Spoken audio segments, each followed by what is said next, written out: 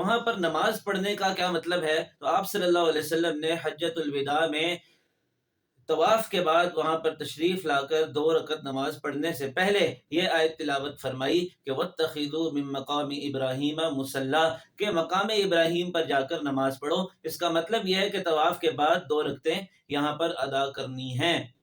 کیسے ادا کرنی ہے؟ کہ خانہ کعبہ اور مصلی یعنی نماز پڑھنے والے کے درمیان میں مقام ابراہیم آ جائے، اور یہ 2 رکعتیں ادا کرنا تو واجب ہے، لیکن اس جگہ پر ادا کرنا سنت ہے۔ لیکن اس کے علاوہ کہیں بھی حرم میں اور حرم کے باہر نماز ادا کرنے کی گنجائش ہے، جیسا کہ حضرت ام سلمہ رضی اللہ عنہا کو وہاں نماز پڑھنے کا موقع نہیں ملا تو آپ نے حرم سے باہر جا کر نماز پڑھی، اور ائمہ کا تقریباً اس پر اتفاق ہے کہ اس سے دم واجب نہیں ہوتا، سوائے امام مالک رحمۃ اللہ علیہ کے، کہ وہ فرماتے ہیں کہ اگر حرم سے باہر جا کر 2 رکعتیں پڑھی تو پھر دم لازم ہوگا۔